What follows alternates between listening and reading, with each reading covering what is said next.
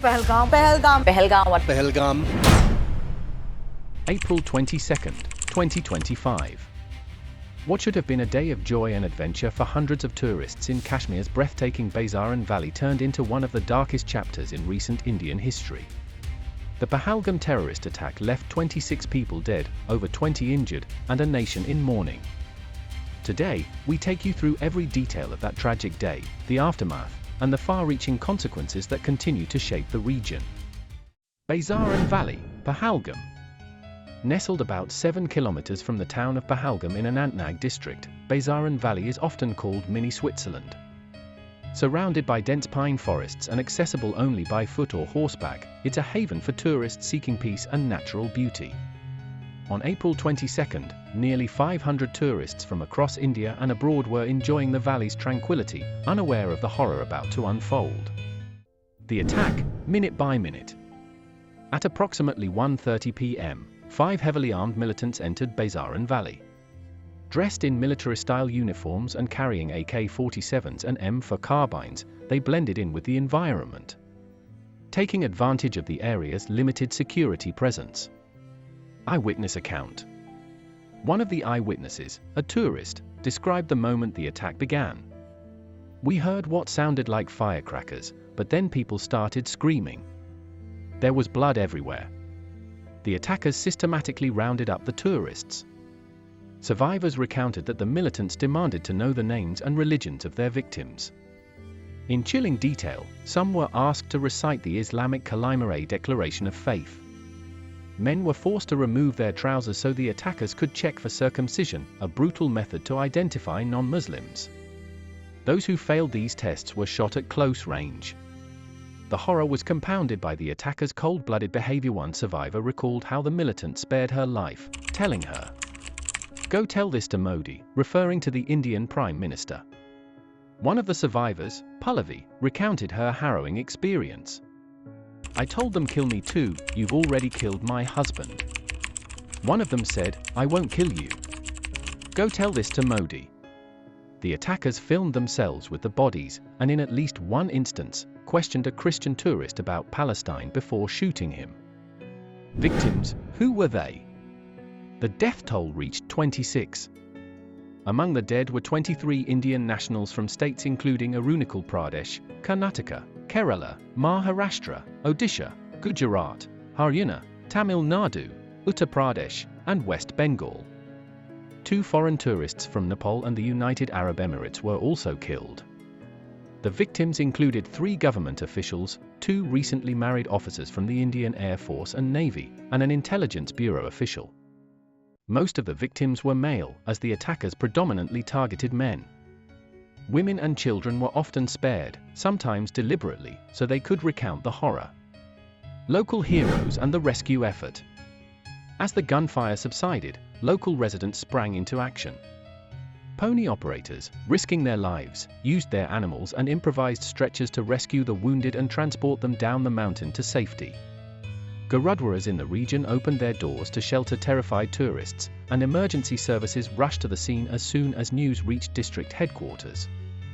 A local pony operator, Syed Adil Hussain Shah, was shot and killed while trying to wrestle a gun from one of the attackers, sacrificing his life to protect others.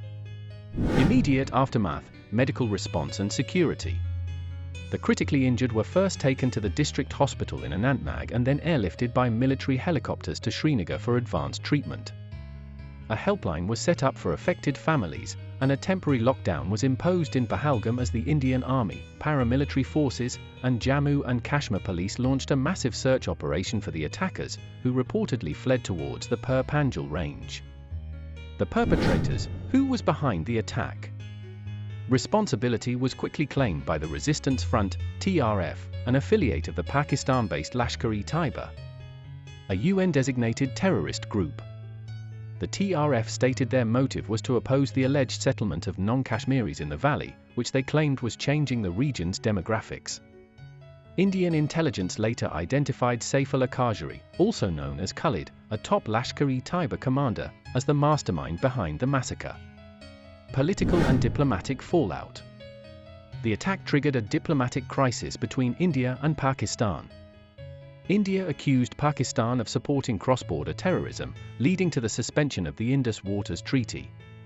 Closure of the main border crossing, a travel ban on Pakistani nationals, and the expulsion of Pakistani military advisors from New Delhi.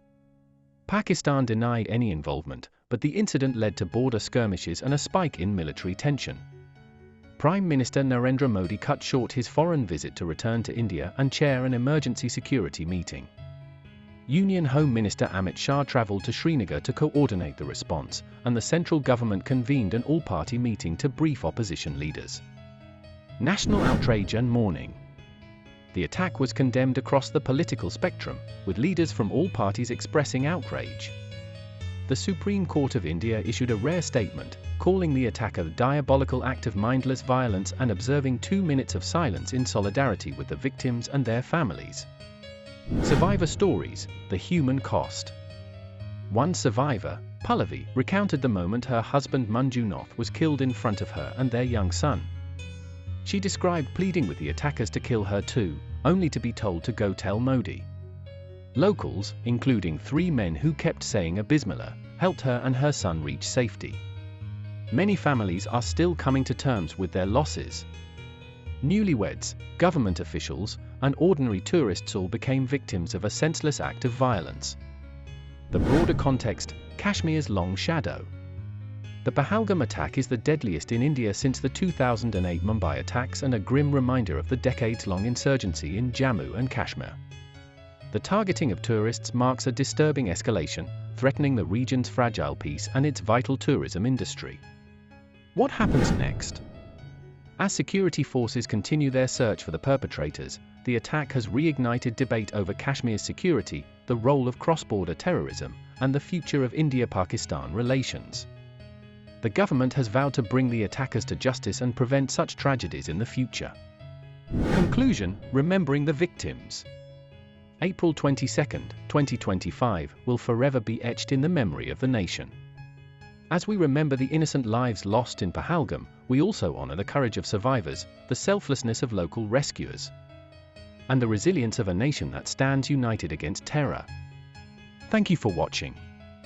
If you found this video informative, please like, share, and subscribe for more in-depth coverage of important events shaping our world. Stay curious.